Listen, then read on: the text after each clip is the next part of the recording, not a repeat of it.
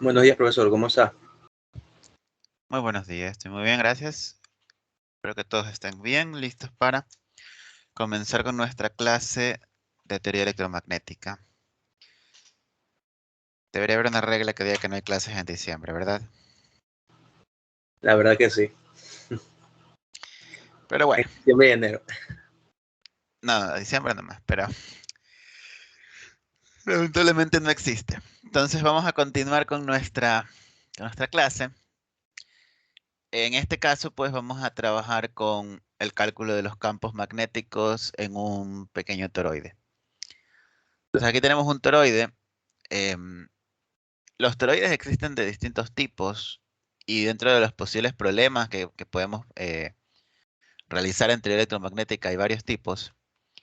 Vamos a hacer ahorita uno mm, que tiene área transversal cuadrada, pero que tiene una característica interesante, y es que el núcleo está compuesto por dos materiales magnéticos distintos.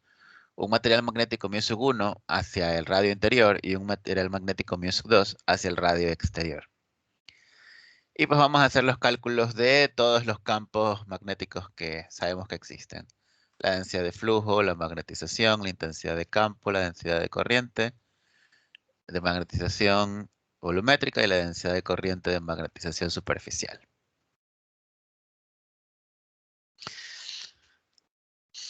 Entonces, comenzamos. Siempre que nosotros tenemos varios materiales, como bien recuerdan, tenemos que realizar los problemas partiendo de las condiciones de frontera. En este caso estaremos hablando nosotros de campos tangenciales a la frontera o campos normales a la frontera. Profe, no veo lo que está compartiendo. Ah, ya, Mucho no muchas está gracias. funcionando. Muchas gracias, ya las comparto. Ya, ahí estamos, ¿no? Digamos, este es el toroide. Entonces es un toroide, un núcleo magnético. En el núcleo magnético tenemos una bobina que lleva una corriente I sub A. Esta corriente I sub A obviamente va a generar una densidad de flujo magnético, y como aquí hay un toroide, dentro del toroide también los dipolos se van a alinear y se va a producir una magnetización. Y obviamente la corriente también produce una intensidad de campo magnético. Aquí tenemos nosotros un corte A', que sería la vista superior, y si lo vemos desde arriba, notamos que no tiene el mismo material. Digamos, hay dos distintas permeabilidades magnéticas. La parte interior está hecha de un material con permeabilidad magnética 1, y la parte exterior está hecha de un material con permeabilidad magnética 2. Vemos que el radio interior del toroide es A, el punto de división entre los dos materiales es B, y el radio exterior es C. Entonces, si queremos hacer el cálculo de los campos magnéticos en esta configuración, lo primero que tenemos que hacer es analizar las condiciones de frontera, porque ustedes saben, si hay múltiples materiales, necesitamos las condiciones de frontera para poder trabajar en el problema. Entonces, ¿ustedes qué tipo de condiciones creen que se aplica aquí? ¿Campos tangenciales o campos normales?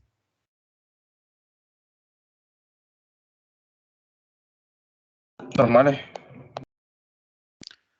Normales. Tu compañero Mora dice normales. ¿Alguien que discrepe?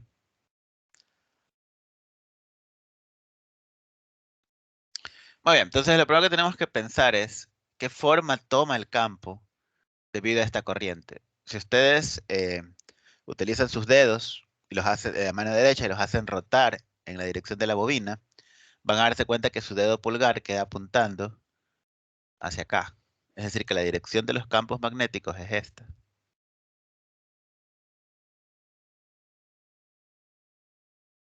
¿Cierto? Entonces todos los campos van a estar rotando sobre el toroide de esta manera.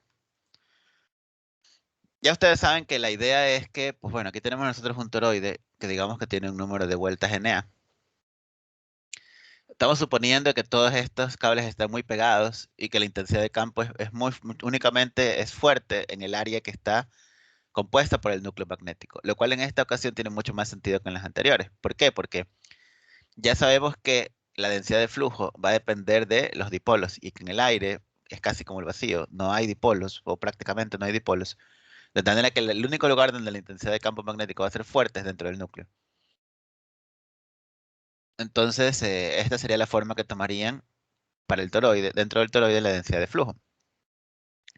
Luego, si esto que está aquí en el isométrico, que no está en isométrico, lo mandamos acá, la forma como nosotros veríamos que actúan los campos sería esta, ¿verdad? Está rotando en una trayectoria circular.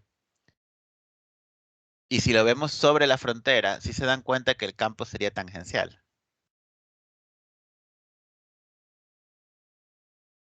O sea que los tres campos magnéticos en esta ocasión estarían de hecho tangenciales a la frontera. Este es un caso interesante en la perspectiva de que tradicionalmente en electrostática una configuración parecida a esta nos daba normal. Pero en el caso de los campos magnéticos, por no ser campos radiales hacia afuera, sino tangenciales a la circunferencia, cuya dirección es rotacional, en este tipo de configuraciones terminamos teniendo campos tangenciales. La condición de campos tangenciales, como ustedes recuerdan de la clase anterior, era la de la intensidad de campo magnético. Entonces vamos a tener una única regla de correspondencia para los campos para la intensidad de campo. Y si tenemos una regla de correspondencia para la intensidad de campo, las densidades de flujo no pueden ser iguales. Entonces, en este caso vamos a tener la misma intensidad de campo magnético, pero distintas densidades de flujo magnético. ¿Sí? ¿Sí quedó clara ese análisis?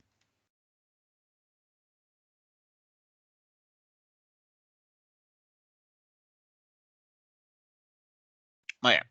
Entonces, siempre partimos de estos problemas con la integral de Ampere, que dice que la integral de h.dl va a ser igual a la corriente encerrada. En este caso, la corriente encerrada, la trayectoria amperiana que vamos a utilizar es una circunferencia justamente sobre el área del toroide. De manera que la única corriente que va a quedar encerrada es la que está en el lado interior de la bobina, correspondiente precisamente al toroide. Na por Ia. Como la intensidad de campo es única, pues esto va a quedarnos muy parecido a como toda la vida nos ha quedado. Y simplemente vamos a tener que la intensidad de campo magnético en función del radio es igual a Na por Ia dividido para 2 pi veces el radio en la dirección angular y todo esto en amperios por metro. Ahí ya tendríamos nosotros la intensidad de campo. Solamente nos falta calcular la densidad de flujo. ¿Cómo hacemos eso? Pues utilizando digamos, en el momento en el que nos dijeron que había una permeabilidad magnética para cada de los materiales, ya nos están diciendo que esto es lineal y que pues simplemente podemos directamente calcular la densidad de flujo como la permeabilidad magnética multiplicada por la intensidad de campo. Entonces aquí tendríamos nosotros, en el material 1, trabajamos con la permeabilidad magnética 1, y en el material 2, trabajamos con la permeabilidad magnética 2. Y ya tendríamos allí calculadas las densidades de flujo magnéticos. Todo esto obviamente en teslas. Luego, pues la magnetización. La magnetización, van a haber tantas reglas de correspondencia para la magnetización como materiales magnéticos tengamos, lo cual es pues, lógico. Entonces, ¿cómo calculamos la magnetización en el material 1? Pues sería la permeabilidad multiplicada por la intensidad de campo, que sí es única.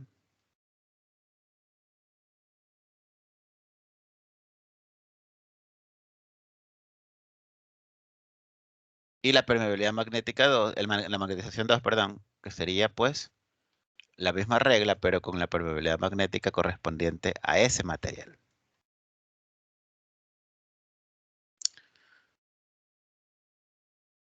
Y ya tendríamos nosotros entonces la magnetización, la densidad de flujo y la intensidad de campo.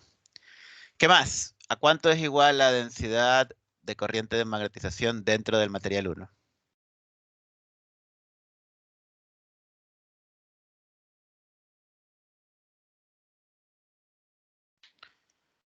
Esto, recuerden ustedes, se le puede calcular como el rotacional de la magnetización. Pero en este caso en particular, todo esto nos va a dar 0. ¿Alguien recuerda por qué nos iba a dar 0?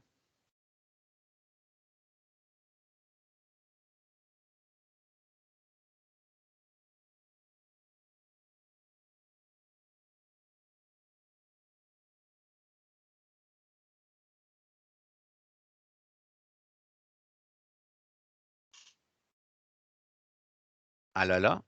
¿Sí me están escuchando o dejé de hablar y no me di cuenta?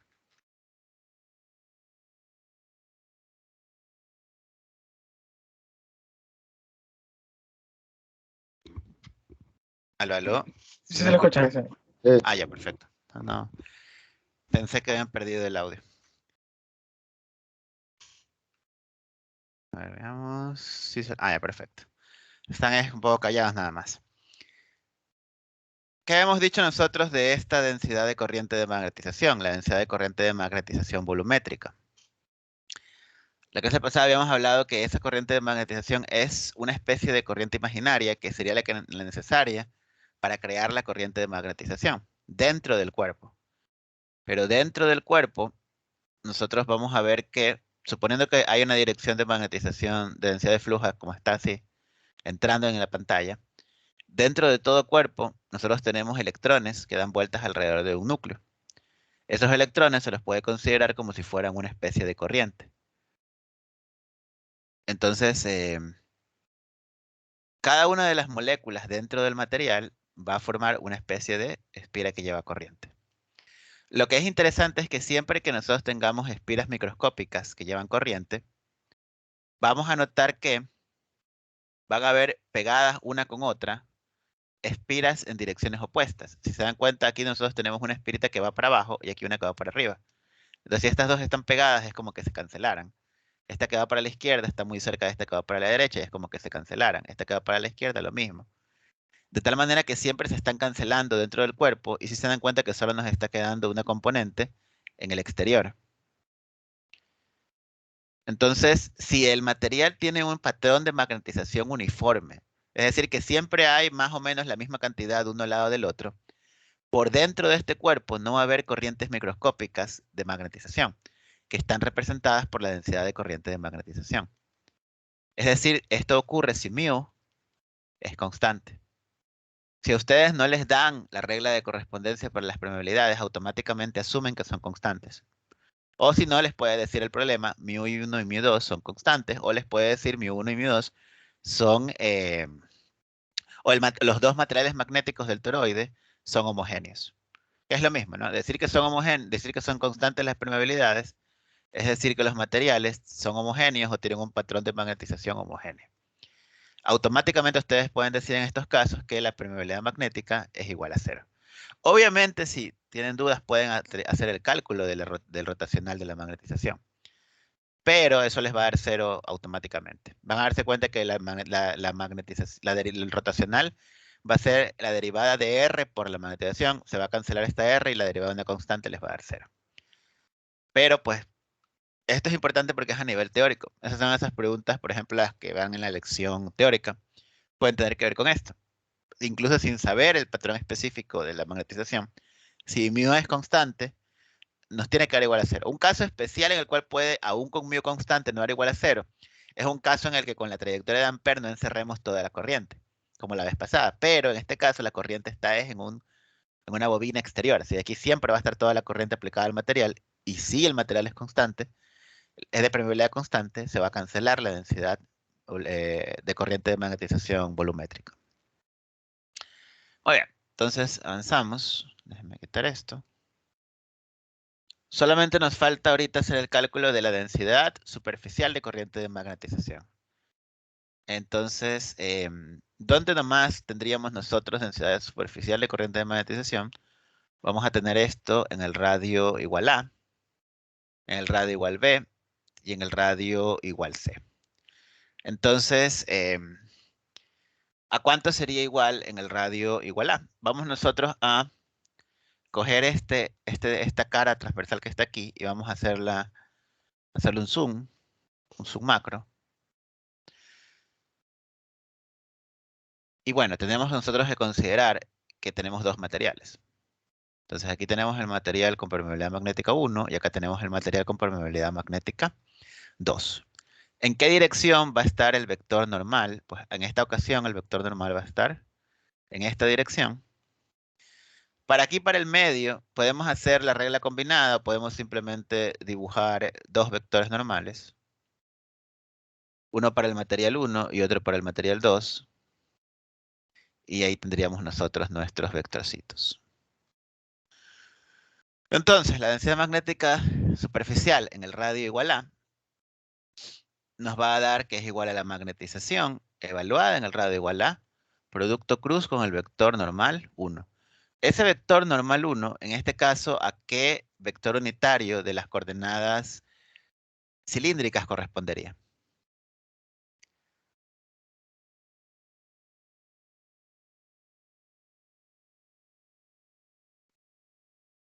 Menos mu sub R.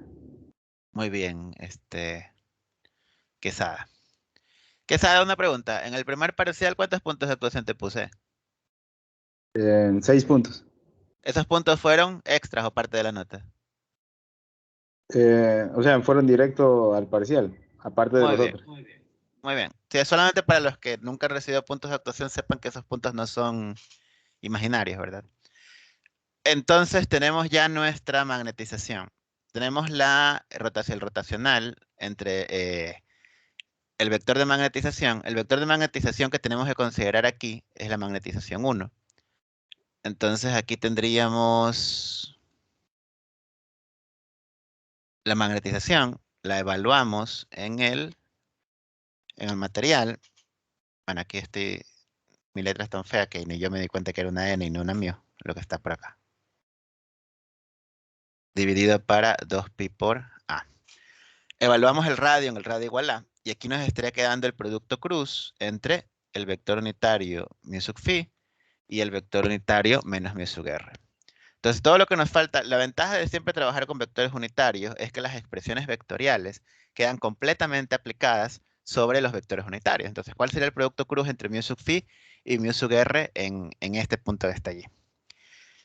Mu sub Z. Mu sub z, completamente seguro. Menos mu sub Z. Sí.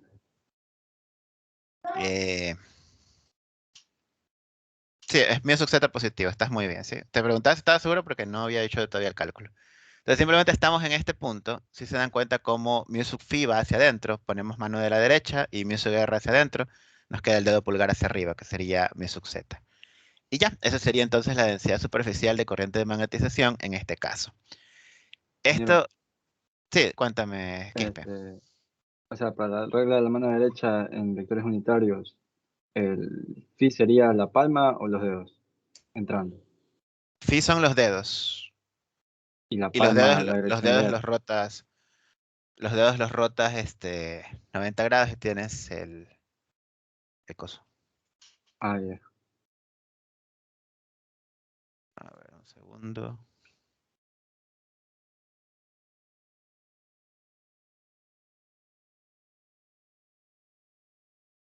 Un segundito.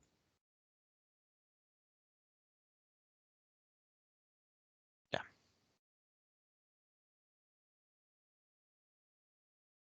Entonces, en este caso, tenemos el producto cruz entre mu sub phi. Es decir, este de aquí viene a ser mu sub phi. Y este de acá vendría a ser, en este caso, pues menos mu sub r. Si se dan cuenta que nos está quedando hacia arriba, mu sub z. Esto es mu sub phi, no es la permeabilidad de fase. Muy bien, entonces ahí tendríamos la densidad de corriente de magnetización del radio R igual a. Luego, ¿qué ocurriría para el radio igual C? En el radio igual C, pues, estaríamos acá, ¿verdad? Recuerden que este de aquí es la superficie R igual A, esta es la superficie R igual B, aquí justamente, y aquí justamente estaríamos en la altura R igual C. Por aquí estamos en R igual A. R igual C sería la de la derecha. Estamos trabajando completamente con la magnetización, con la regla de correspondencia 2. Aquí tendríamos el producto cruz con el vector unitario n sub 2. En este caso, esta sería la dirección radial positiva. Y simplemente lo que tendríamos es la evaluación del vector de magnetización 2. Y el producto cruz entre mu sub phi y mu sub r simplemente sería menos mu sub z. Entonces, la magnetización en este radio nos va a quedar para abajo.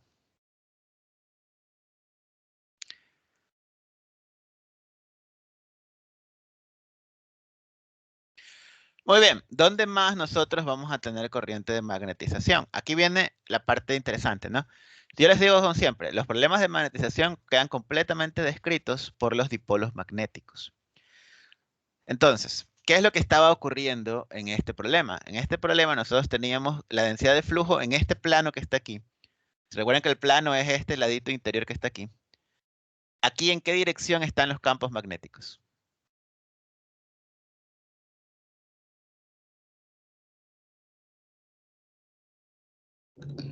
Ahí entrando a la página están. Perfecto. ¿Todos están claros en que aquí los campos están entrando en la página? ¿Sí? Entonces, ¿qué eran esos dipolitos? Los dipolos magnéticos, recuerden que eran corrientes microscópicas que se alineaban de manera que reforzaban el campo magnético. Entonces, los dipolos, ¿en qué dirección deberían tratar de alinearse aquí? Así, ¿verdad? Porque al ponerse de esta manera, apoyan el campo magnético que entra en la página. Entonces, una vez ustedes sumen todos los aportes de los dipolos magnéticos sobre esa cara, ¿en qué dirección debería quedar la corriente de magnetización superficial? Sí.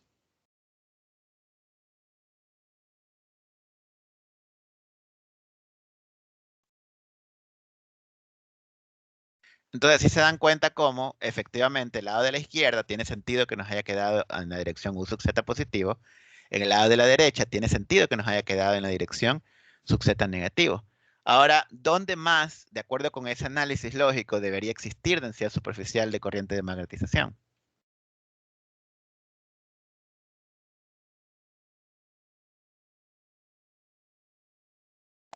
Arriba y abajo. Perfecto. Arriba y abajo también deberíamos tener densidades de corriente de superposición. Entonces vamos a decir top a la que está por arriba. Y esto pues vendría a ser... Ahora aquí ocurre algo todavía más interesante. La densidad superficial arriba va a tener dos reglas de correspondencia diferentes. Porque va a haber una para el material 1 y va a haber otra para el material 2. La de acá abajo la podemos generalizar, pero también podemos decir que este es 1 y este es 2 porque trabajan con esa magnetización.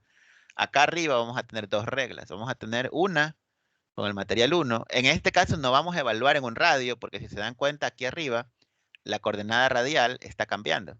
Entonces vamos a tener distintos radios para esta primera trayectoria. Y eso pues tiene que ser hecho producto cruz con el vector unitario. Ese vector unitario, en este caso, estaría hacia acá arriba, ¿verdad?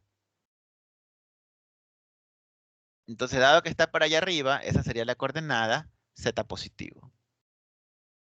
Entonces, este de aquí nos va a quedar la regla de correspondencia de la magnetización 1 multiplicada, pues, bla, bla, bla, por acá. Por acá abajo, 2pi radio. Y la dirección original de la magnetización era sub phi. Y esto de aquí va a quedar producto cruz con mu sub z. ¿Cuánto nos queda mu sub phi producto cruz con mu sub z? Si se dan cuenta que eso nos da dirección radial positiva, ¿verdad? ¿Tiene sentido que nos dé dirección radial positiva? Sí, porque si se dan cuenta, la dirección que estaba acá arriba era la dirección positiva. Pero hacer este análisis pequeño que está aquí, de esta grafiquita, nos da a entender por qué, ¿no? Si solo nos ponemos a hacer estos cálculos al aire, pues pueden estar bien hechos, pero siempre es mejor tratar de ver qué es lo que está pasando. Y aquí ya queda bastante claro por qué nos está quedando lo que nos está quedando. No sé si eso les ha generado alguna duda o si está bastante claro. Pero si yo quiero la total, será 0 en esa parte, ¿o no? ¿La total, a qué te refieres con la total? O sea, en el eje, como quien diría X, donde se está moviendo la corriente de magnetización. Por lo que serían iguales, pero diferentes signos. ¿O no? ¿Con respecto a cuál sería igual en diferentes signos? La longitud de arriba con la longitud de abajo. No. O sea, no es como la corriente con un cable. Arriba, literalmente circula una corriente en la parte de arriba y circula otra corriente en la parte de abajo. O sea, es como si tú vieras la sección transversal del toroide, como algo como esto, y lo que tienes por arriba es una corriente que circula que es superficial, es físicamente una corriente, solo que es una corriente que no tiene volumen, solamente es superficial. Por eso en la parte de corriente estacionaria vimos lo que era corriente de magnetización superficial, lo que era corriente superficial en general. O sea, físicamente son portadores de carga que solo se mueven sobre la superficie. Y simplemente esa corriente lo que hace es apoyar a la densidad de flujo para que se incremente en el material magnético. Gracias a esa corriente es que dentro del material la densidad de flujo es más grande dentro del material magnético. ¿Sí?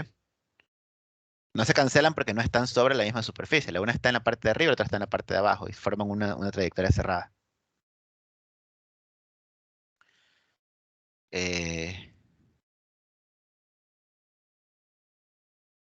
Listo.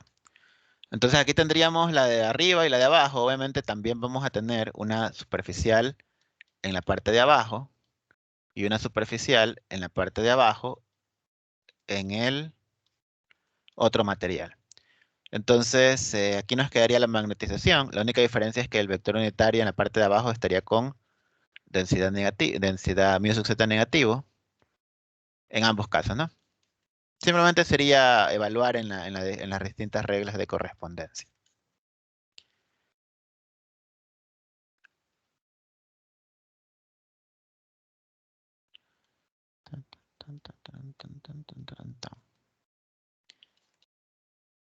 Listo. Entonces ya tenemos eso. Solamente nos falta un calculito final. Esto nos queda dirección radial negativa. No dice el producto cruz porque ya sé que va a quedar radial negativa, pero si lo hiciéramos nos vamos a dar cuenta que nos va a quedar radial negativo. Ahora, todo chévere. Hemos calculado la densidad superficial de corriente de magnetización que venía por acá, en el radio igual a. Calculamos las de la parte de arriba para la magnetización 1, la de la parte de arriba para el material 2, la que iba por el radio igual C, y la que iba por abajo para el material 2 y la que iba por abajo para el material 1. ¿Qué nos está haciendo falta?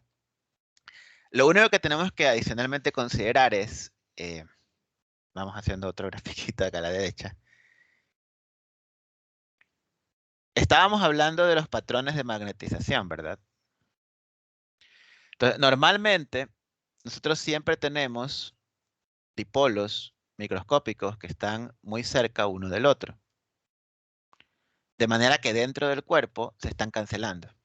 Sin embargo, cuando tenemos dos materiales distintos, va a pasar que los patrones de magnetización no necesariamente son iguales. Si tenemos dos, bueno, aquí ya hice una cosa rara.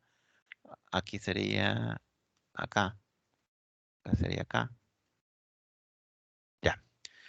Aquí va a pasar que si tenemos dos materiales con distintos patrones de magnetización, ¿sí? Dentro del material es cierto, se cancela todo lo que es volumétrico y solamente nos queda la parte superficial. Dentro del material 1. Dentro del material 2 ocurre también lo mismo. Pero en la superficie de aquí, la de frontera entre los dos materiales, como no tenemos los mismos patrones de magnetización, va a ocurrir algo como lo que estoy mostrando aquí, que no necesariamente uno de estos laditos tiene la misma corriente que uno de estos laditos que está por acá. Aquí estoy representándolo como un dipolo más grande, pero se entiende la idea, ¿verdad? Como no son materiales iguales, aquí en medio también va a haber una corriente de magnetización. ¿En qué dirección va a estar esa corriente de magnetización? Aquí va a haber, la corriente de magnetización que va a circular por ahí por en medio va a ser la suma de una que se debe al material de la izquierda y de otra que se debe al material de la derecha. Esas dos están sobre la misma superficie. Entonces allí sí se restan la una con respecto a la otra. El valor neto dependerá del valor numérico que tenga el problema que está aquí. Recuerden que estamos en una de las caras del toroide, ¿verdad? El centro del toroide estaba por acá. Este de aquí vendría a ser el radio A. Este de acá venía a ser el radio B. Y este de acá venía a ser el radio C. Entonces, en el radio A no sabemos exactamente si va a quedar para arriba o si va a quedar para abajo, porque esto va a ser la suma de el vector de magnetización 1 en el radio igual B, producto cruz con el vector unitario visto desde el material 1, que sería hacia afuera. Y eso más el material, la magnetización 2 en el radio igual B, producto cruz con el menos vector radial desde el punto desde el 2, ¿no? Si vemos desde la perspectiva del material 1, el vector unitario ahí está hacia afuera. Si la vemos desde la perspectiva del material 2, el vector normal está hacia adentro. Entonces ahí ya todo lo que tenemos que hacer es hacer la evaluación. Esto sería mu sub 1 sobre mu sub 0 menos 1 por la corriente dividido para 2pi por B. Y pues aquí el producto cruz entre estos dos, para este nos va a dar hacia abajo. Nos va a dar este mu sub z negativo. Y para el material 2 nos va a quedar mu sub 2 menos mu sub 0 menos 1 por Na por Ia sobre 2pi por B. Y este nos va a quedar hacia arriba. Obviamente, ya de ahí ustedes pueden hacer una simple, un factor común. Y nos quedaría esto de aquí menos, bueno, no, con signo cambiado. Quedaría esto, factor común Na y A sobre 2pi B. Y todo eso en la dirección, en este caso menos mu sub z. Porque yo lo puse así, pero en realidad lo puedo poner con el 2 con positivo, el 1 con negativo y haberle puesto un sub z positivo. Yo no sé si este número que está aquí adentro es mayor que 0 o menor que 0. ¿Por qué? Porque no conozco el valor numérico específico que tiene las permeabilidades. Si supiéramos cuál permeabilidad es mayor, supiéramos la dirección neta en la cual va a circular esa corriente. Lo único que nos importa es que esta expresión ya deja todo listo, ¿no? Matemáticamente, si la evaluáramos, el signo nos quedaría negativo para dar a entender que va hacia arriba, o nos quedaría positivo para entender que va hacia abajo. Y ese sería el problema completo que está allí resuelto. ¿Preguntas?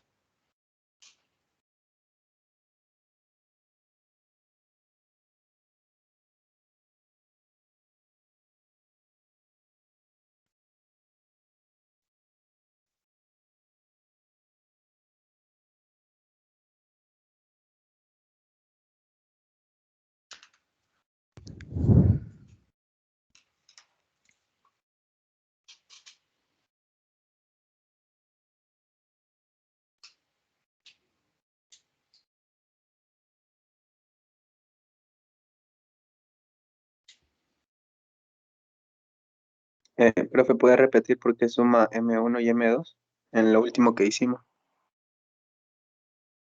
Porque, digamos, aquí tenemos, es como si tuviéramos dos materiales que están separados y cogiéramos y los uniéramos. Va a haber una corriente de magnetización. O sea, digamos, el área transversal del material tiene dos pedacitos, ¿verdad? Tiene un pedacito que trabaja con permeabilidad 1 y un pedacito que trabaja con permeabilidad 2.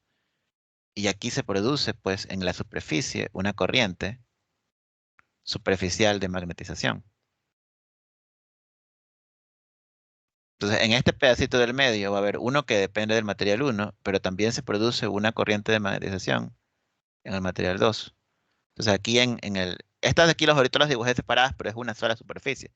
Entonces, sobre la misma superficie hay una que proviene del material 1 y hay otra que proviene de la combinación de los dipolos magnéticos del material 2. ¿Y qué pasará con la corriente de magnetización en R igual C? Eh, la que calculamos acá, pues, va para abajo.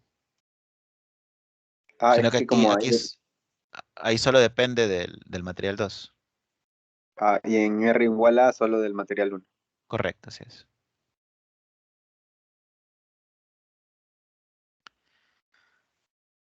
Muy bien. Entonces, ese sería el caso de...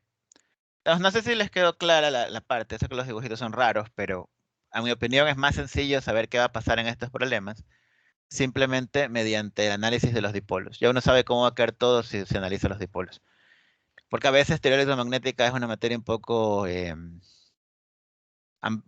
imaginativa. Tienes que imaginar muchas cosas, pero en realidad si entiendes de dónde viene todo es bastante sencillo poder saber lo que debería quedarte más o menos.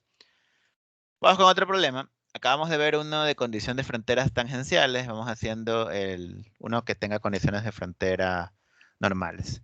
A ver, déjenme ver ahorita. No, me puedo inventar un problema, pero creo que sí había uno. normales. Sí, perfecto. Aquí hay uno con conexiones normales. Y obviamente es uno de examen, entonces es un poquito más armado.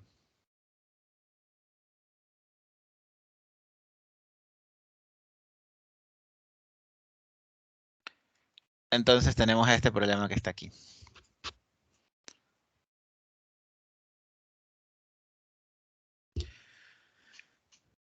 Aprovechamos de una vez para revisar cómo se leen estos dibujitos, ¿no? Para no tener dudas al respecto.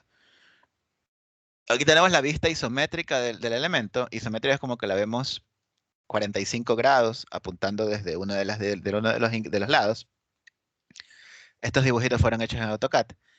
Entonces, este es el toroide, ¿no? ¿Qué característica particular tiene el toroide? Pues que tiene las bobinas y el área transversal de este toroide es de forma hexagonal. Visto desde arriba, obviamente no se ve la forma específica, pero alcanzamos a ver que existen dos materiales. Una sección de 90 grados con una permeabilidad magnética 2 y una sección de 270 grados con una permeabilidad magnética 1. Si nos damos cuenta, en qué dirección van a estar las densidades de flujo. En el 2 está abierto, o sea que por aquí no hay corriente. Entonces la magnetización es producida solo por la bobina 1. Debido a la bobina 1, ¿en qué sentido estaría la densidad de flujo? Menos mu sub phi. Sí, menos mu sub phi. Perfecto, Quesada. Tiene toda la razón su compañero Quesada. Debido a esto, la densidad de flujo estaría en esta dirección, ¿no? En esta dirección van a estar todos los campos: densidad de flujo, magnetización, intensidad de campo. Dentro del material, en este sentido de rotación. Esa rotación viene a ser... no, más mu sub phi. Ese es mu sub phi positivo, Quesada. Te equivocaste en realidad. Sí, va a ser más. Sí, esta de aquí es la dirección, es la misma dirección de las manecillas del reloj. Siempre que tengan dudas, digamos, una cosa que pueden hacer es imaginar cómo rota el reloj. Estaríamos ahorita al revés, o sea, es positivo. La otra es simplemente poner su dedo pulgar y ver si ponen su mano derecha, el dedo pulgar en la dirección Z, la rotación que produce es la dirección phi positiva. En todo caso, esta es la dirección phi positivo. Y si se dan cuenta ustedes como, si esta de aquí es la frontera, en la frontera estamos atravesándola de manera normal. Siempre que tengamos varios materiales, lo primero que tenemos que hacer es analizar la condición de frontera. En este caso, la condición de frontera, pues tenemos B1 normal es igual a B2 normal, es decir, hay una sola regla de correspondencia para la densidad de flujo, y si hay una sola regla de correspondencia para la densidad de flujo, hay dos reglas de correspondencia distintas para la intensidad de campo magnético.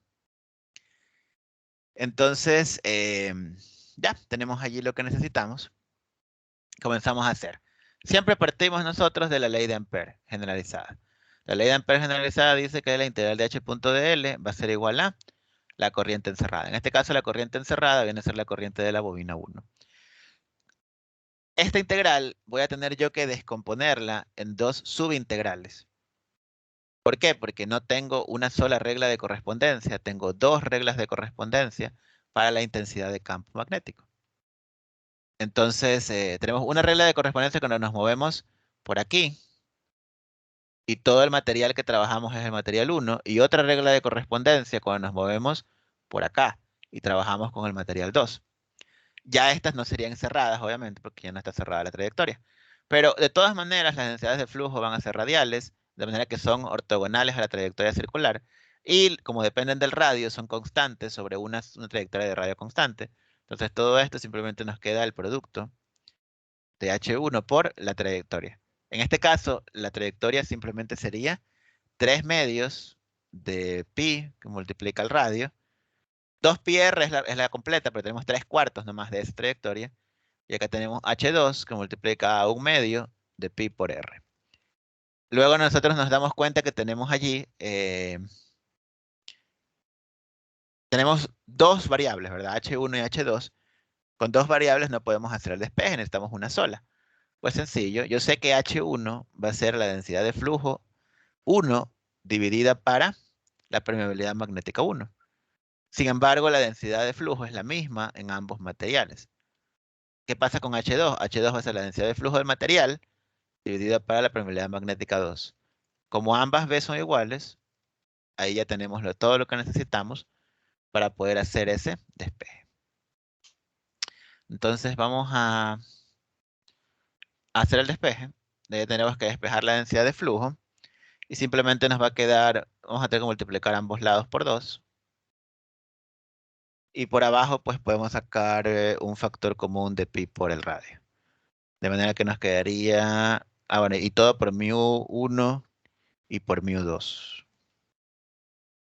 Multiplicamos todo eso por 3 y esto nos va a quedar 3 veces μ2 más μ1 que multiplica pi por el radio.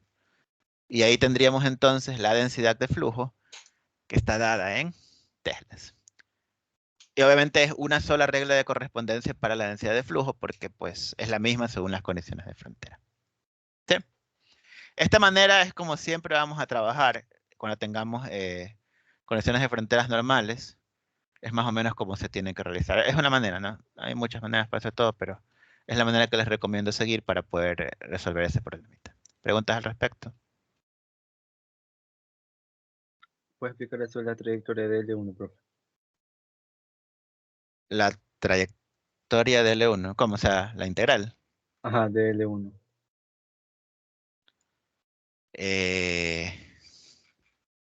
Ok. Déjame buscar el dibujito para hacerle un zoom.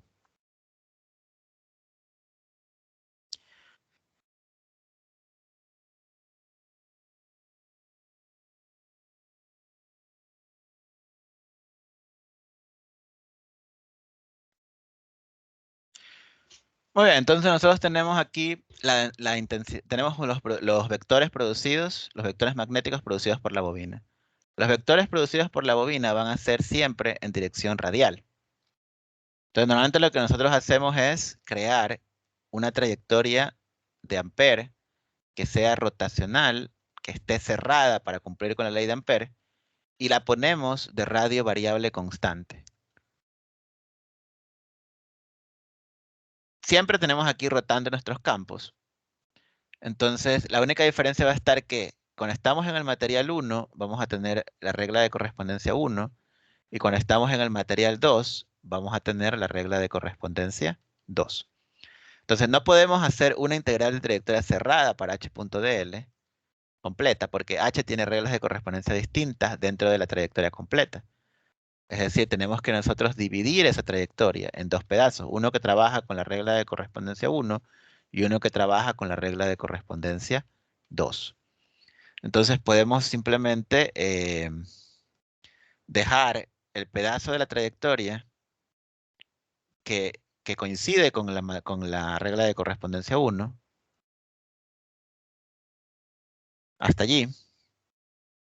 Sí, es decir, solamente las 3/4 partes. Solamente pertenece a la trayectoria 1 la parte de la trayectoria de Ampère radial que coincide con la regla de correspondencia 1 de la intensidad de campo. Y la trayectoria 2 viene a ser la parte de la trayectoria de Ampère radial que coincide con la intensidad de campo 2. Sí, entonces, DL1 viene a ser este pedacito verde. ¿Y cuál es la longitud que tiene ahí DL1? Si te das cuenta que es 3/4 de la circunferencia completa. ¿La circunferencia completa cuánto es? Es 2πr. Ahí sí, ya. Eso nomás quería saber. Y la corriente total encerrada solo sería I1, por lo que no sé si es por lo que es el dato o es que la bobina 2 no produce una corriente. En este caso, el dato decía que la bobina 2 estaba abierta y que por eso no tenía corriente. El dato era que estaba abierta. Si hubiera estado cerrada, hubiera tenido una corriente, hubiéramos tenido que también considerar esa corriente que estaba allí. Ahí sí. Listo. Muy bien. Entonces, ¿alguna otra duda, jovencitos, hasta aquí? Profe, debe decir que se sumaba si había corriente 2, dependiendo. Correcto, ese sumado. Sí, Ah, sí, ya. está. Sí, completamente. Digamos, en realidad dependía de, si hubiera estado así como, digamos, si hubiera sido así, la corriente encerrada, tenías razón, sería N1 por I1 más N2 por I2. Pero si hubiera estado así, ahí hubiera sido menos. Porque esa dirección tendía a producir una densidad de flujo en la dirección opuesta. Hay que considerar también la dirección en la que va a producir la densidad de flujo. Sin embargo, no va a haber muchos casos en los que les pongan dos bobinas con corriente, porque este problema, ahorita vamos a hacer la primera parte.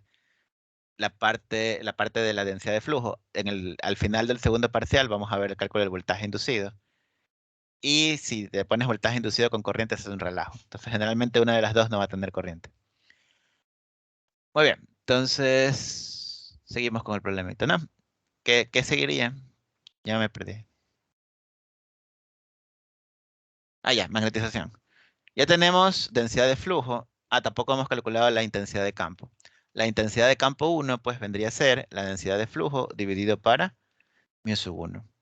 Entonces esto sería 2N1 por I1 por mu2. Si se dan cuenta que dejar arriba como factores las permeabilidades hace que sea más sencillo hacer este cálculo. Entonces eso no estaba hecho arbitrariamente. Es por recomendación. O sea, es mejor. Va a salirles más rápido el problema.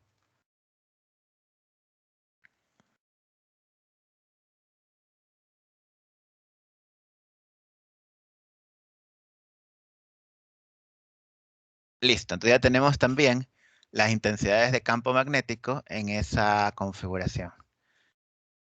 ¿Qué más? Magnetización. Magnetización 1 o magnetización 2. Siempre, ahí ya no importa la conexión de frontera, hay tantos patrones de magnetización como materiales haya, ¿verdad? Voy a dejarlo expresado porque me aparece escribirlo todito. Pero ahí ya quedaría la regla. Entonces ahí estarían calculadas las magnetizaciones en esa configuración. Muy bien, entonces basándonos en la lógica que hemos hecho hasta ahorita, aquí tenemos, ¿cuántas densidades superficiales de corriente de magnetización creen que existirían en este caso? ¿Cuántas reglas de correspondencia?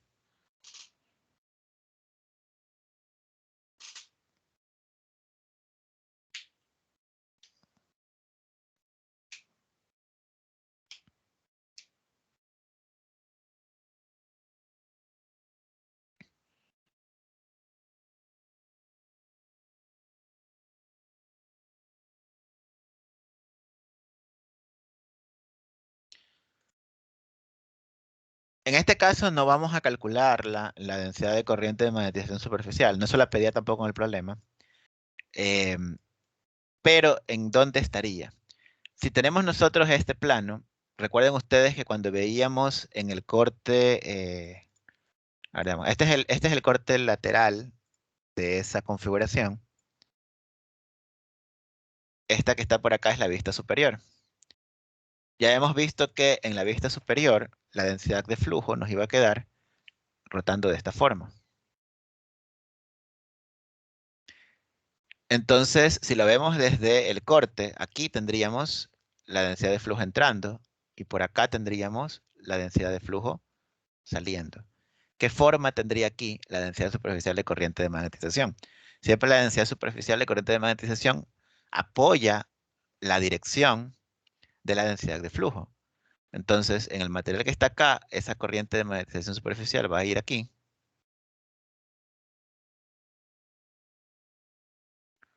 Y en la de acá, va a ir en la dirección opuesta.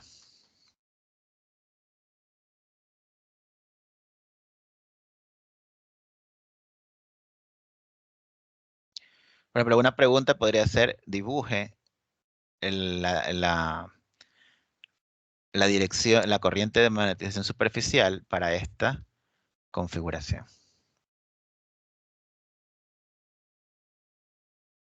Ojo que esta no es la densidad de corriente, es la corriente, pero en la misma dirección está la densidad de corriente. ¿Por qué en este caso no la vamos a calcular? Porque los vectores normales van a ser distintos. No va a haber un vector normal por cada superficie. Y va a ser un poco raro. En la frontera entre los dos materiales, que viene a ser la que está aquí, allí no habría nada.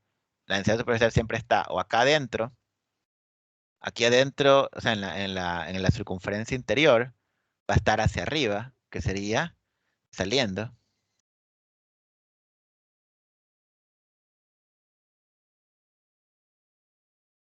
Y en la cara de afuera va a regresar por afuera, entrando.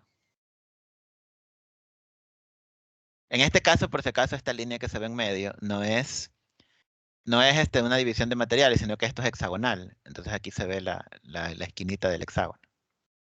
La división de los materiales está aquí. Sobre esa superficie, obviamente, no debería circular nada. ¿Preguntas?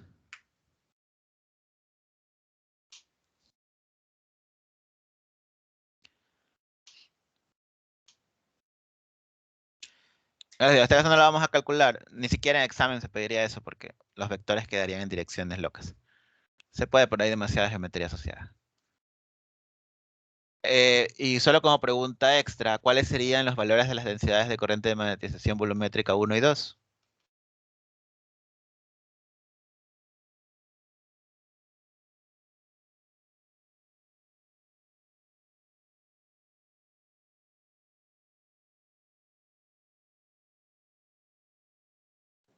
Cero, porque U1 y U2 son constantes.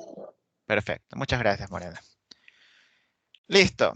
Entonces ahí ya tenemos nosotros nuestro problema listo. Hasta aquí dejamos este problema en particular porque todavía nos falta un poquito más para poder avanzar, para poder seguir avanzando en este tipo de problemas. Nos falta ya la parte de voltaje inducido que viene a ser Faraday. Estos son los problemitas asociados con condiciones de frontera. No sé si tienen alguna duda de condiciones de frontera, lo que quieran decir antes de que cambiemos de página.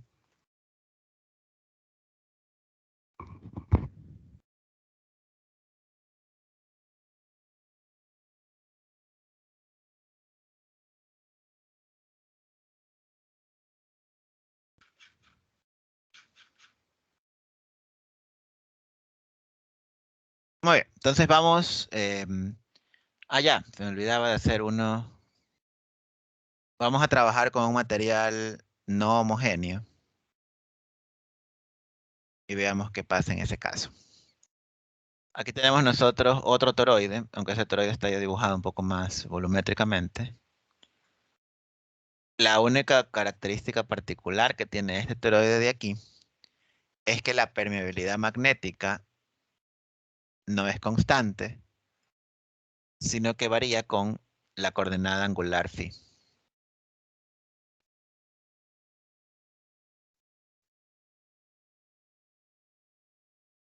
Y pues en este caso vamos también nosotros a hacer el cálculo de los campos vectoriales de toda la vida, ¿no?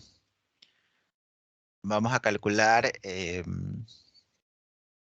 densidad de flujo, intensidad de campo, magnetización, densidad de corriente de magnetización superficial, corriente de magnetización superficial. ¿Qué más se pedía?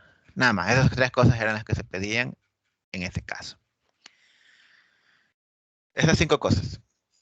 Entonces, ¿cómo procedemos en esta ocasión? Este problema sí es un poquito diferente, bastante diferente en la forma como se procede a hacer la resolución. ¿Por qué es diferente? Porque necesitamos primeramente hacer un análisis de qué es lo que está ocurriendo dentro de ese toroide. Entonces, ahí. Vamos haciendo un dibujito del toroide. Y nos vamos a dar cuenta que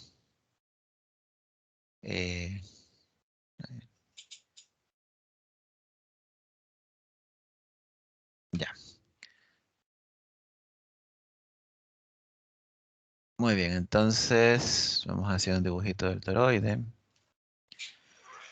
Ese vendría a ser el toroide. Si esta es una vista superior, como la corriente del cable va hacia arriba, quiere decir que aquí tendríamos la corriente saliendo. La densidad de flujo, obviamente, se produciría en esta dirección, así, ¿no?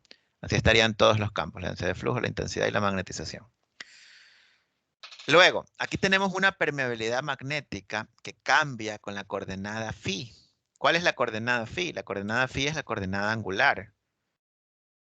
Quiere decir que si tomamos como referencia de inicio esto, esta coordenada cambia conforme nos movemos alrededor de la rotación.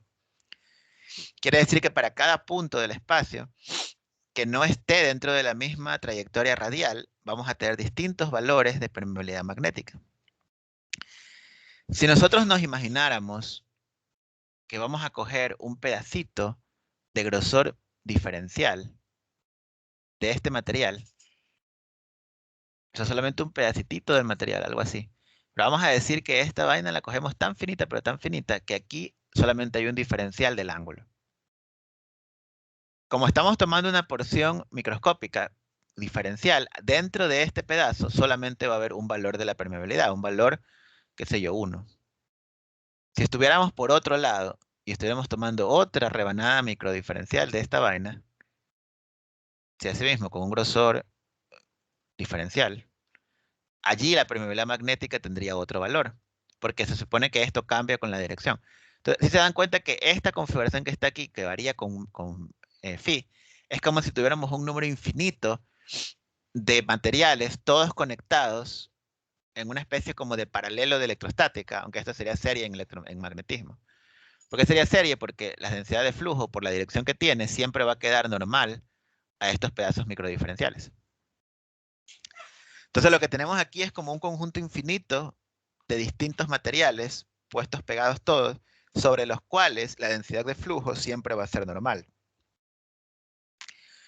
Como la densidad de flujo siempre va a ser la misma, porque digamos, siempre todos los vectores son normales, y la regla de correspondencia dice que los vectores normales son iguales, eso quiere decir que la densidad de flujo solamente va a cambiar con el radio.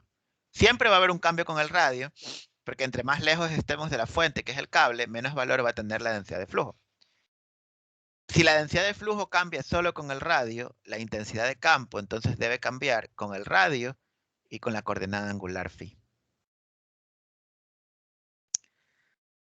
Y ya con eso podemos comenzar a hacer la resolución del problema. Pero aquí es importante ese análisis que acabamos de hacer. ¿Por qué es importante? Porque ahí yo ya puedo saber con qué van a cambiar, cómo van a variar la densidad de flujo y la intensidad de campo magnético. Entonces yo ya voy a hacer la ley de Ampère. La ley de Ampère dice que H.dl es la corriente encerrada.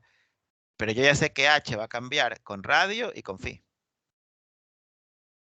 Y esto pues va a ser la corriente encerrada, que en este caso es I. Yo puedo aquí sacar esta H de la integral. ¿Ustedes qué dicen? ¿Puedo o no puedo hacer eso?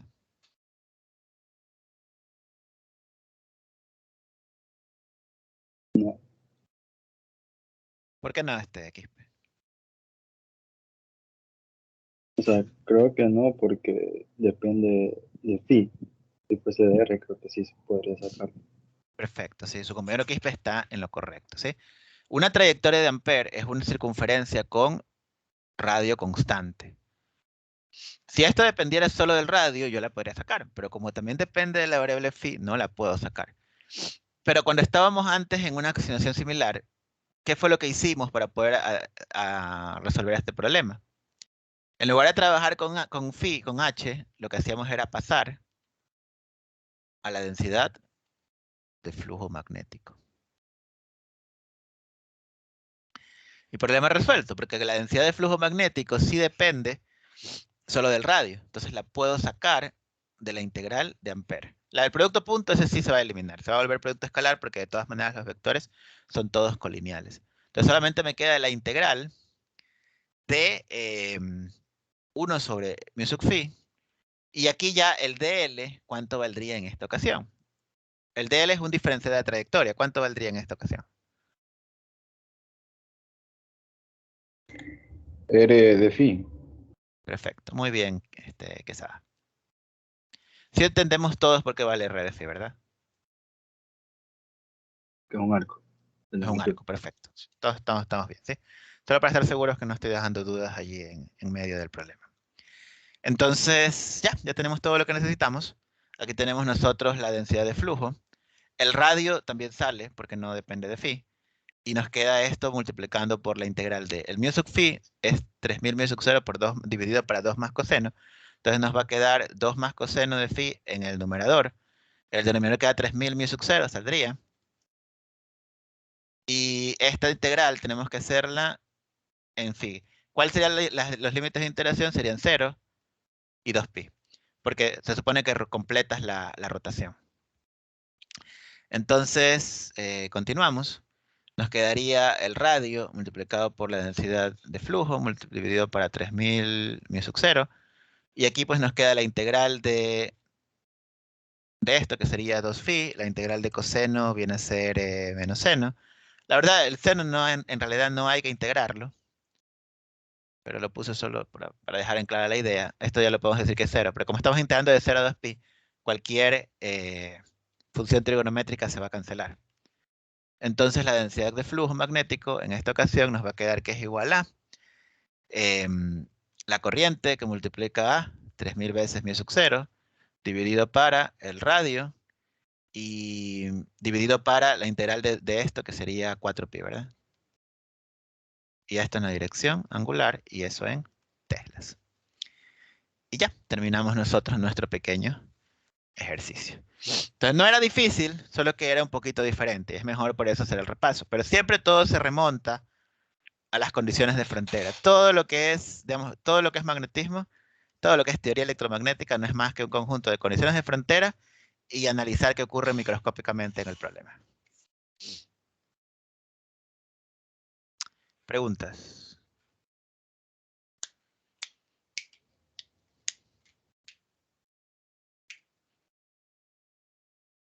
¿Cuánto sería en este caso la intensidad de campo magnético? La intensidad de campo magnético, que ya sabemos que cambia con varias variables. ¿Podríamos seguir diciendo que es la densidad de flujo dividida para la permeabilidad? Sí, sí podemos seguirlo diciendo. ¿Por qué? Porque puse acá esto, así que sería contradictorio que diga ahora que no es igual. Entonces, digamos, en general, ¿por qué sigue siendo válida esa regla? Porque independientemente de que esta densidad de flujo sea variable, y obviamente en este caso el material viene a ser inhomogéneo. Ya no es homogéneo, es inhomogéneo.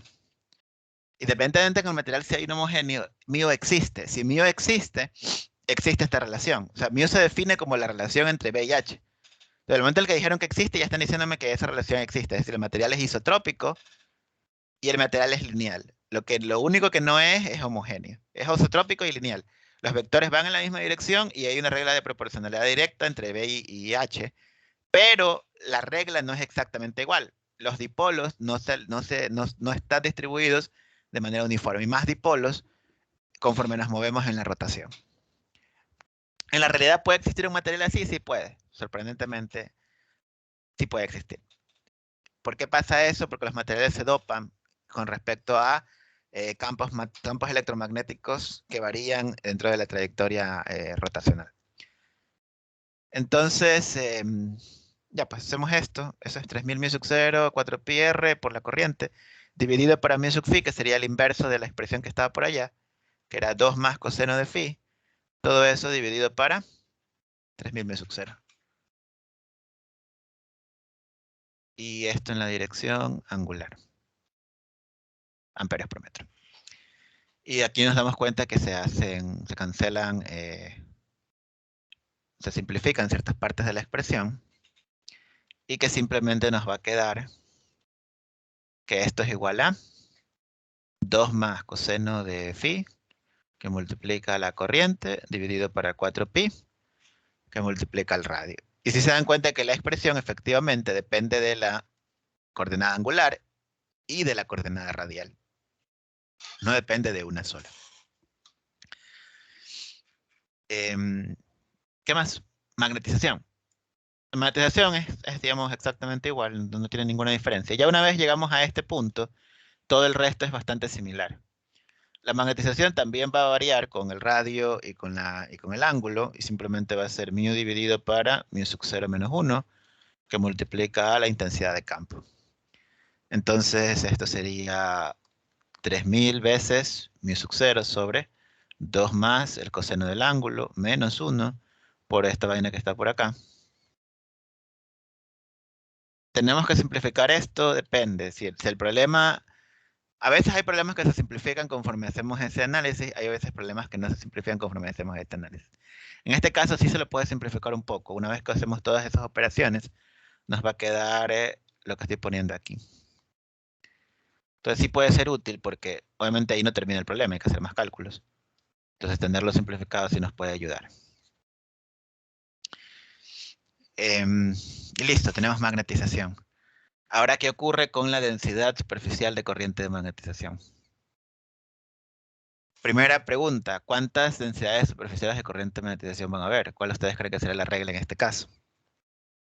Tenemos por aquí la corriente y tenemos nosotros nuestro toroide, ¿verdad? El toroide de un lado lo vemos por aquí y de otro lado lo vemos por acá. Entonces, ¿en dónde va a estar esa densidad de corriente de magnetización? La corriente produce una densidad de flujo. La densidad de flujo va a estar aquí entrando y por acá va a estar saliendo, ¿verdad?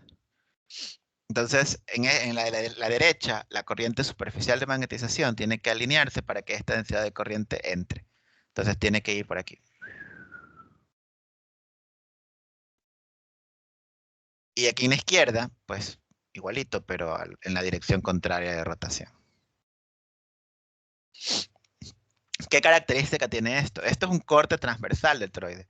En este corte tenemos solamente un valor de phi, pero dependiendo de cuál sea el corte del que estamos tomando, el valor de phi va a ir cambiando.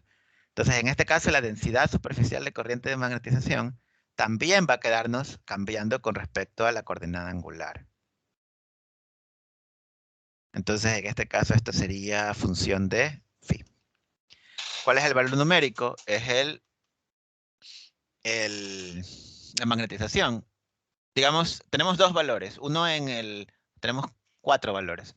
Uno arriba, uno en radio igual A, uno en el radio igual B y uno en el abajo. Entonces aquí tendríamos radio igual A. Acá tendríamos radio igual B. Entonces digamos, densidad de magnetización cuando el radio es igual a A y bueno, todos los valores posibles de phi.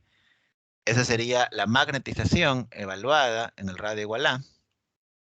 Producto cruz con el vector unitario. En el radio igual a, el vector unitario es el vector normal, que viene a ser la dirección radial negativa. Obviamente, esto, en el momento en el que lo evaluemos, nos va a quedar 2.998 menos coseno de phi, que multiplica la corriente, dividido para 4pi por A. Esto de aquí estaba en dirección sub phi, producto cruz con menos sub R, nos va a dar mi sub z. Como sabemos, porque ya hicimos el dibujo. Pero si lo calculan, les va a quedar la misma vaina. ¿Cuánto queda en el radio igual B? Pues sería igualito, solo que evaluado en el radio igual B, y la dirección ya sabemos que nos va a quedar negativa. ¿Cuánto nos queda en la parte de arriba? En la parte de arriba sí, esa vaina va a cambiar, tanto con el radio como con la coordenada angular. Entonces ahí tendríamos 2.298 menos coseno de phi, que multiplica la corriente dividido para 4pi veces el radio, y en este caso estaríamos hacia afuera, hacia adentro, y regresa para afuera. Entonces sería dirección radial, y en la parte de abajo sería 2.998 menos coseno de phi por la corriente sobre 4πr en la dirección radial negativa. Hasta ahí tenemos ya nosotros las densidades superficiales de corriente de magnetización, pero el problema no solo pedía la densidad superficial de corriente de magnetización, sino que también pedía la corriente de magnetización. ¿Cómo calcularíamos esa?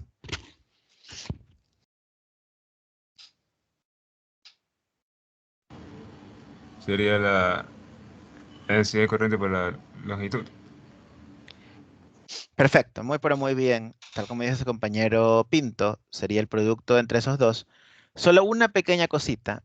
Si se dan cuenta ustedes que ¿cuál sería la longitud que atraviesa esta corriente? Sería el grosor completo del toroide, ¿verdad? Porque en realidad la corriente, digamos, nosotros tenemos un toroide. Al ser un toroide, la corriente lo que está haciendo es que viene por abajo, sube por abajo, ¿verdad? Sube por la superficie interior, se va por la superficie de arriba regresa por la superficie exterior y por abajo se devuelve por abajo. Entonces, ¿cuál es la longitud transversal que está atravesando esta corriente? La longitud transversal viene a ser la circunferencia. Pero la densidad de corriente siempre cambia con phi. En todos los casos es variable con phi. Entonces, no va a ser constante sobre la trayectoria. Entonces, no podemos calcularlo nosotros como el producto directo, sino que tenemos que hacer una integración. A ver, ahorita el que dijo eso fue Pinto, ¿verdad? Listo. Entonces, es lo que tendríamos allí. Entonces, tenemos que integrar. No podemos simplemente decir que es igual a decir que es igual al producto. No sé si me entendieron ese último pedacito. Oh, el dibujo ahí sí está más feo que está. Hasta bajo mis estándares está feo.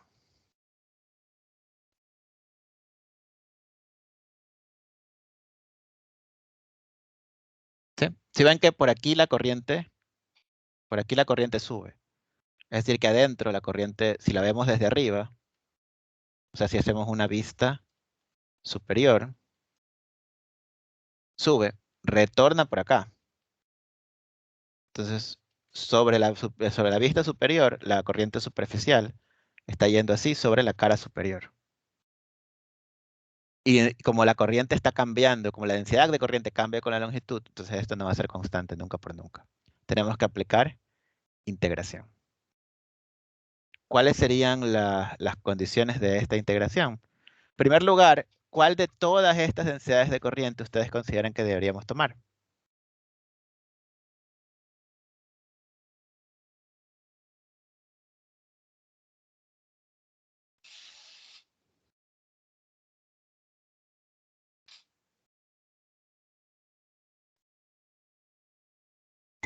¿Sería la de arriba o la de abajo? ¿La de arriba o la de abajo? Dice su compañero que Está la sabe. suma. La suma no, por ningún lado. Digamos, básicamente ustedes pueden tomar la que ustedes quieran, cualquiera, porque la corriente es la misma. O sea, ya nosotros nos dimos cuenta de que la corriente que sube por aquí es la que luego va por acá, luego baja por acá y luego se viene por acá. Entonces, la corriente es la misma, no importa cuál tomemos. Podemos tomar cualquiera de ellas, siempre es la misma corriente. Es como un circuito cerrado, en donde la corriente solamente va por la superficie. Entonces, podemos tomar cualquiera de las cuatro y siempre nos va a dar el resultado que queremos. ¿Cuál es el único punto de importancia que tenemos que tomar en consideración? Es cuál es más fácil. Y en eso sí cambia considerablemente. La de arriba, ¿sí? Y la de abajo son las más difíciles de calcular. ¿Por qué? Porque la de arriba y la de abajo tienen expresión variable con el radio. Entonces, bueno, digamos, tendríamos que tomar para un punto constante del radio, evaluar y hacer la integración. En realidad no, es la misma dificultad.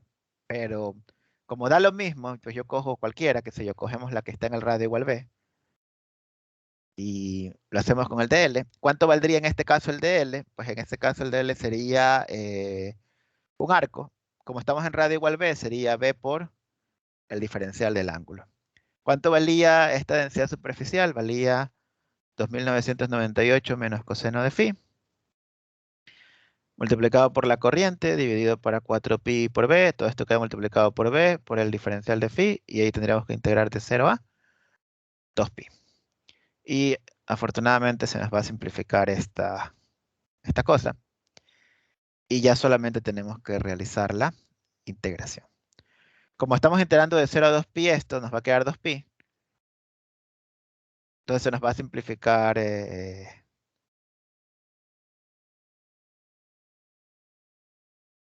sí, o sea, el coseno de phi lo podemos ignorar, porque estamos integrando desde 0 hasta 2pi. Entonces todo lo que tiene que ver con coseno de 2pi lo vamos a ignorar. Nos queda 2998 por corriente sobre 4pi y la integral que está aquí nos va a dar 2pi. Entonces esto va a dar 2, esto va a dar 1. Y simplemente nos va a quedar la división de 2998 para 1, que sería 1499 por la corriente. Entonces eso sería lo que quedaría. ¿Sí? ¿Qué significa eso? Significa que la permeabilidad magnética de este material está diseñada de tal manera que la corriente de magnetización es de hecho un múltiplo de la corriente principal. Por eso la densidad de flujo dentro del campo, dentro del cuerpo es más grande que fuera del cuerpo, porque dentro del cuerpo es reforzada por una densidad de magnetización, una corriente de magnetización. ¿Qué tan grande fue esa corriente de magnetización? Como ustedes se acaban de dar cuenta, fue significativamente grande, del orden de 1499 veces la corriente de afuera. Entonces te aporta mucho más corriente que la corriente de afuera. Por eso la densidad de flujo es muchísimo más grande en el núcleo. En el aire no tenemos nada, comparado con lo que hay dentro del toroide. Aquí una cosa que nunca les había mencionado y que sí es importante, es que esta corriente está circulando a través de un cuerpo. Entonces, si circulas a través de un cuerpo, todo cuerpo tiene una resistencia, se va a convertir en calor. Y obviamente va a producir, va a haber pérdidas en el material. Para solucionar esto, hay varias cosas que se suelen hacer. En primer lugar, el núcleo magnético a veces no se hace con material ferromagnético, sino que se lo hace con un material ferrimagnético. No es que me equivoqué con la letra, sino que los materiales ferromagnéticos tienen la característica de que μ es súper alta, pero tienen un problema y es que tienen una conductividad decente. Los materiales ferrimagnéticos tienen una permeabilidad magnética alta, pero no tan alta como los ferros, y en cambio su conductividad es baja. Entonces, un ferrimagnético, puede que la pierdas un poco de densidad de flujo, pero en contraste no va a haber pérdidas por calor. El ejemplo más significativo de los ferrimagnéticos es la ferrita. Es como hierro dopado con otros materiales para perder un poco la conductividad. Y bueno, otra solución, aunque eso ya lo van a ver también en máquinas, es el núcleo. El núcleo no se lo deja compuesto, sino que se lo rebana. Y se pegan todas las partes. El efecto magnético se sigue conservando, porque todos los pedacitos van a tener dipolos. Los dipolos no se van a perder porque ustedes saben que los dipolos quedan justamente sobre las rebanadas todos los dipolos. Pero en contraste, las corrientes van a ver menores áreas transversales porque todo eso está rebanado. Estas son dos de las soluciones que existen para evitar el problema de las pérdidas por calor. Muy bien, avancemos. Pero vamos a ver otro problema. No veo nada más complicado. ¿Qué hora es? 17. Vamos con uno más.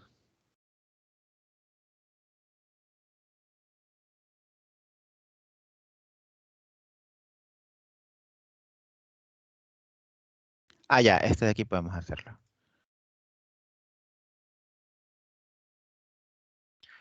Ya con este terminamos. Ya los dejo ir a que reciban sus regalos de Navidad. Vamos viendo.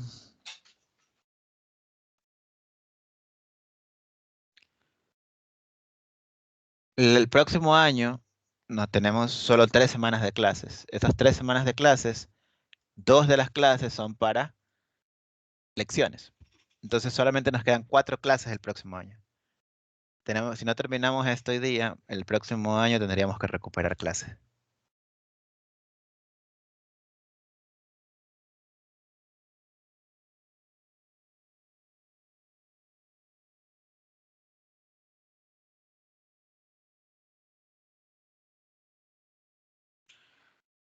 Entonces, en este caso tenemos este material. Este material tiene una permeabilidad magnética con una característica muy interesante.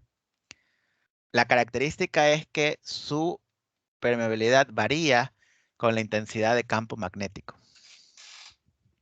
Entonces, el hecho de que varíe con la intensidad de campo magnético quiere decir que el material es inhomogéneo. ¿Qué quiere decir esto de que varía con la intensidad de campo magnético? Recuerden que si nosotros siempre hemos visto que para un mismo material se hace una curva llamada la curva de magnetización.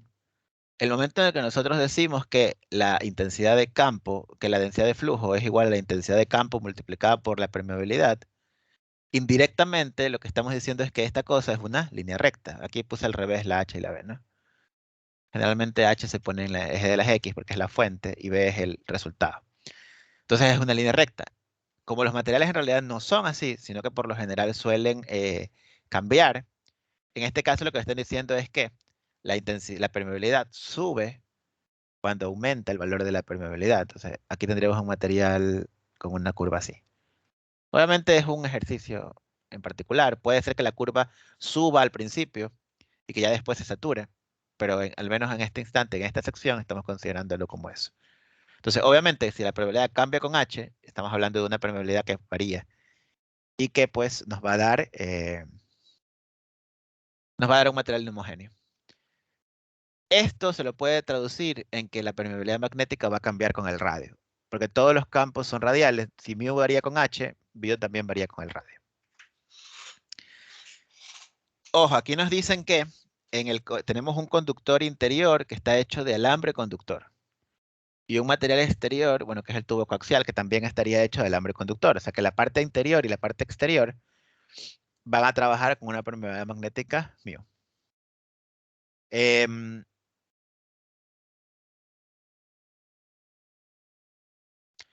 el problema, en los datos, nos dicen que por aquí adentro circula una corriente I, donde esta dirección es la dirección Z. O sea, esta sería la dirección X, esta sería la dirección Y hacia afuera estaría la dirección Z. Y coaxial tiene una solución cuyos radios y ambos conductores. ¿Dónde está la...? Ya, perfecto. Entonces, nos dicen que por aquí circula una corriente I, pero por el de afuera no hay corriente. O sea, tenemos este de aquí es el alambre, este es un conductor, esto no es un cable coaxial, sino que un loco cogió y puso un tubo alrededor del cable, pero por el tubo exterior no hay corriente, porque no es el retorno de la corriente de ese cable, sino que simplemente fue un tubo que fue colocado en una posición loca. Vamos a considerar los radios, que son el radio A, el radio B y el radio C. Y listo, vamos a resolver todos estos campos para todos los posibles radios. Entonces, al momento que tenemos uno de estos cables coaxiales o un tubo coaxial o cualquier cosa coaxial, ya sabemos que tenemos que hacer trabajos variables con el radio. La ley de Ampère dice que la integral de H.dl es igual a la corriente encerrada.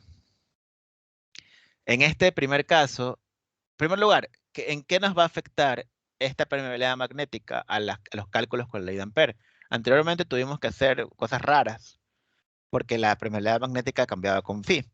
En este caso, ¿ustedes cómo creen que afecte el hecho de que la permeabilidad magnética es una función del radio?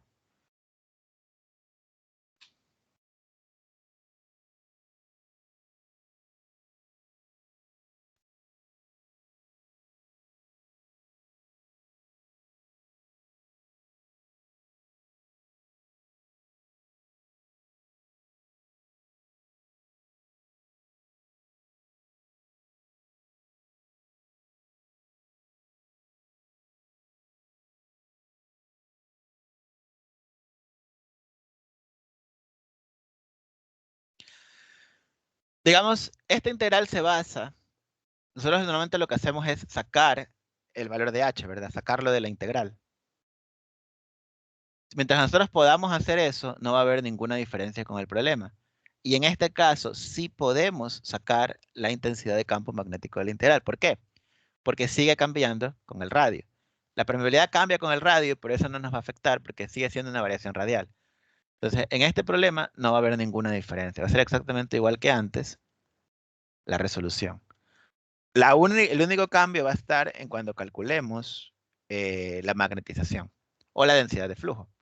En este caso, la magnetización va a seguir siendo igual a μ dividido por μ sub 0 menos 1 multiplicado por h. El único compromiso va a estar en que, como ya hemos visto, la constante μ dividido por μ sub 0 va a ser igual a h dividido para h sub 0.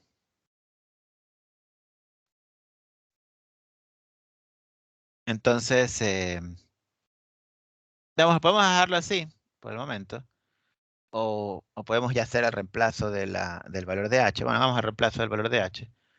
H valía la corriente encerrada valía I, ¿no? Porque ya era el dato del problema. Entonces simplemente esta corriente vale I. Es decir, aquí tendríamos nosotros I dividido para 2pi por h sub 0 por r. Eso de ahí menos 1. Y eso de allí multiplicado por el valor que está allí. Ah, bueno, ya. Una pequeña corrección. Este valor que está aquí lo podemos tomar para los radios, no para los radios menores que A. Esto sería válido para los radios que están entre A y B, para los radios que están entre B y C, y para los radios mayores que C. Para el valor de H, para el valor de M ya los vamos a calcular. ¿Por qué? Porque, digamos, aquí la corriente encerrada ya sería la corriente que está en el conductor interior. En el radios menores que A, vamos a tener como único inconveniente que no vamos a ver encerrado toda la corriente del conductor interior. Digamos, esto es igual a la corriente encerrada. Entonces la corriente encerrada simplemente sería una parte de la corriente. Si nosotros dibujamos un zoom, recuerden que la corriente iba por el conductor interior. Pero cuando yo dibujo la trayectoria de Ampère, no estoy encerrando toda el área, solo estoy encerrando una parte del área.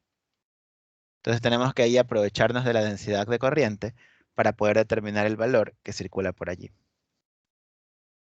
Entonces, la densidad de corriente es igual a la corriente dividida por el área. Y eso sería también posible calcularla como la corriente que circula solo por el pedacito que quedó encerrado, que sería la corriente estrella, dividido para, bueno, pi por radio cuadrado, no 2pi por A. Pi por radio cuadrado, y por acá, o sea, por aquí sería pi por A cuadrado. Y acá sería pi por radio cuadrado. Entonces la corriente estrella sería igual a radio cuadrado dividido por A cuadrado multiplicado por la corriente. Y eso lo tenemos que poner acá, ¿no? Aquí la regla sigue siendo la misma. Tendremos h por 2pi por r y eso sería igual a la corriente que multiplica radio cuadrado por A cuadrado.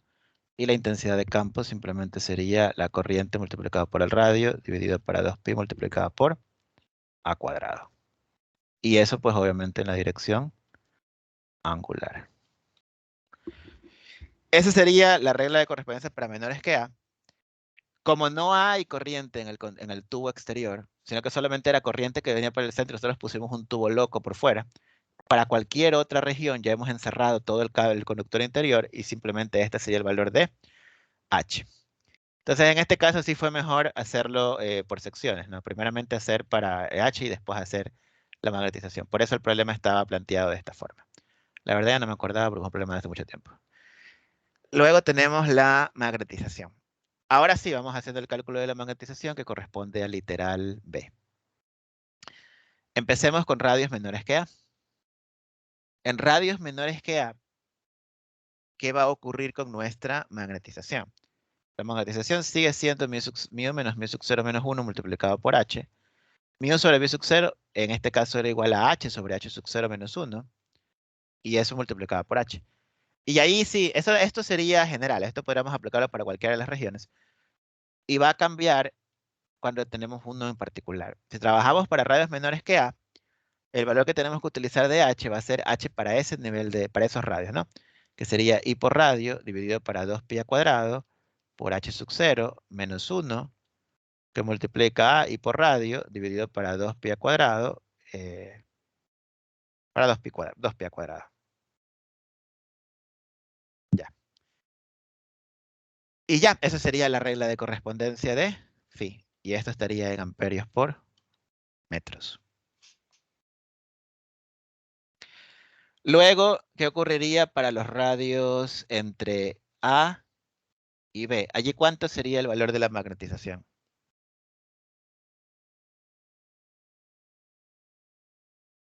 Directamente. 0 sería. Correcto. Muy bien, Quesada.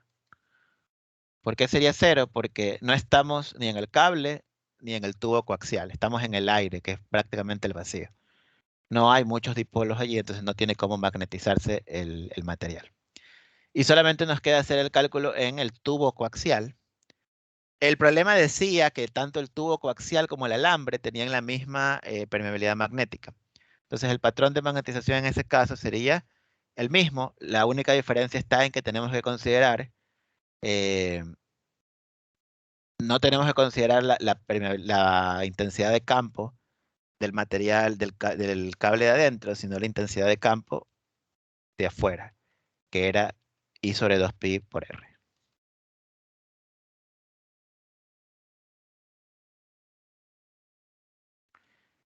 Y ahí sí ya está listo todo. Ya hemos terminado el literal B, el de la magnetización. Y solamente nos queda hacer el cálculo del literal C, el de la corriente superficial de magnetización. Ojo que el problema no solicita que calculemos la densidad de corriente, solicita que calculemos toda la corriente. Entonces, ¿en dónde nomás en este caso habría corriente de magnetización? Los únicos lugares donde puede haber es R igual A, R igual B o R igual C. Aquí no va a haber una etapa superior o una etapa inferior, porque se supone que estos cables coaxiales los consideramos, bueno, este cable y el tubo coaxial los consideramos infinitos, entonces nunca va a aparecer la etapa superior. Hacemos el cálculo, entonces literal C. Empezamos con la densidad de corriente de magnetización en el radio igual A. Esto no es más que la magnetización en el radio igual A, producto cruz con el vector unitario iría hacia afuera, ¿verdad? Entonces sería simplemente el vector radial. La magnetización ya la teníamos, lo único que tenemos que cambiar es evaluarla en el radio A. Que nos quedaría esto, ¿no? Porque se simplifica la A de arriba con el A cuadrado que tendríamos abajo. La dirección sería menos mu sub z. Y esa sería la magnetización. Ahora nos piden calcular la corriente y no la densidad de corriente. Entonces, aquí, ¿qué tendríamos que hacerle a la densidad de corriente para tener la corriente como tal?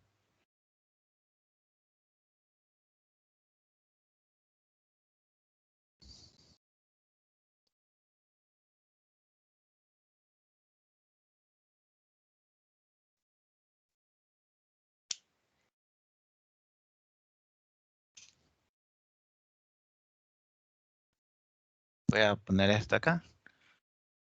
Ya hemos dicho algunos, ¿no? Y creo que todos son muy parecidos.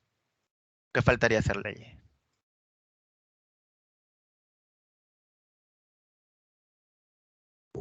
Multiplicarle por la longitud. ¿Cuánto vale esa longitud? 2pi por R. Perfecto. Muy bien, Pinto, sí, exactamente. 2pi por R, donde R vale A. Que viene a ser la longitud transversal. ¿Por qué? Porque teníamos que la densidad de corriente circulaba por aquí, ¿verdad? Por la superficie R igual A. Justo en el límite donde termina el cable de adentro, la corriente decimos que está entrando. ¿Por qué yo digo que está entrando? Porque esta es la dirección X, esta es la dirección Y y esta sería la dirección Z. La dirección Z salía saliendo, pero nos dio que la densidad de corriente estaba entrando. Entonces por aquí entra. Nos falta multiplicarlo por la longitud transversal a esa corriente. ¿Y cuál es esta longitud? Es esta circunferencia que está por aquí. Como dice su compañero Pinto. Entonces, ya. Esto nos quedaría I sobre 2pi por A por H menos 1 menos 1. Y eso multiplicado por I, porque se simplificaría ese valor que estaba por allí. Listo, entonces acabemos con esto ya para podernos ir.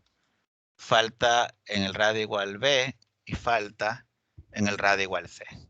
Entonces aquí tendríamos esto, evaluamos el radio igual B, producto cruz con el negativo del vector unitario radial.